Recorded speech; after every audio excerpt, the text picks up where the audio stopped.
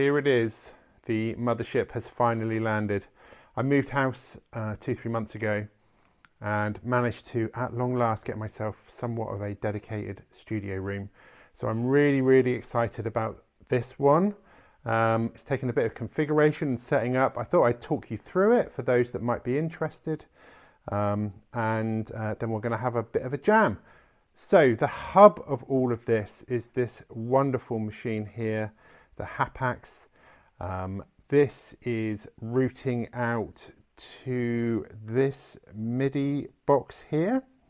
And we've also got a, if you can see it at the back, the MIDI Clock Plus. That is triggering the SP16 and the TR8. And I think that's it for the moment, just to get a bit more steady clock.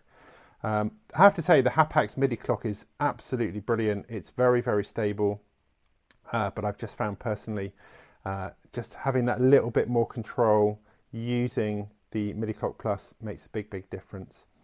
This little beauty I got on eBay years ago, and it's absolutely fantastic and very reliable. So this is taking MIDI signal from the Hapax. That's going to the DFAM, which is also running off the little DFAM thing. So I can control more about my steps and the randomness of the patterns. The MIDI box is also going to my lovely Zoxbox 303, which I just love to bits.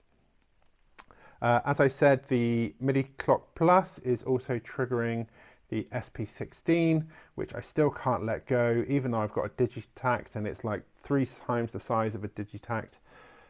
I just love it. We've also got the syncussion. So the Hapax is triggering on channels 2 and 3, triggering both channels on here.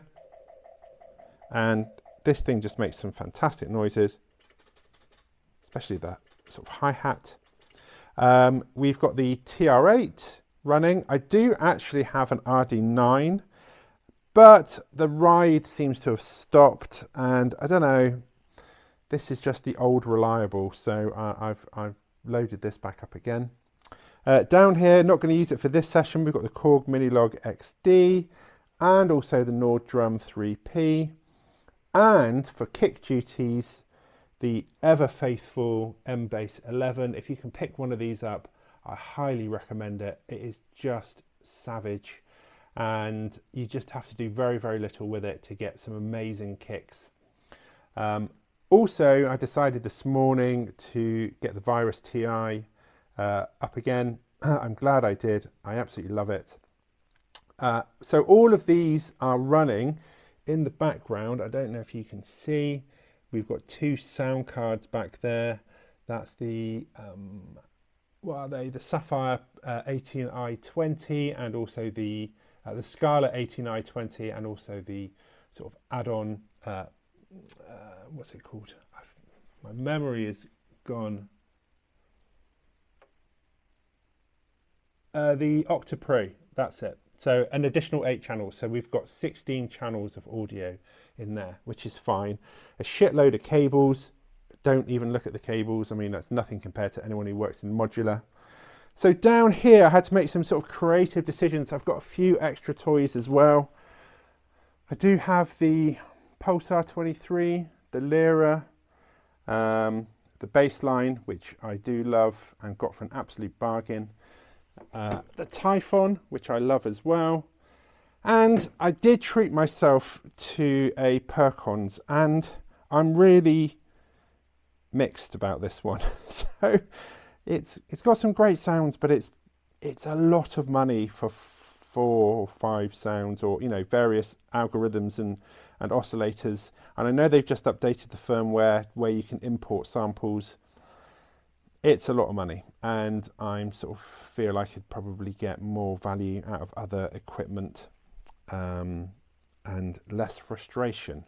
So really not sure about the Percons at the moment, nor the Pulsar. I've kind of had that listed for sale, and I had a play with it yesterday, and it's great, but my brain isn't modular, and I will struggle, I think, to make the most of it.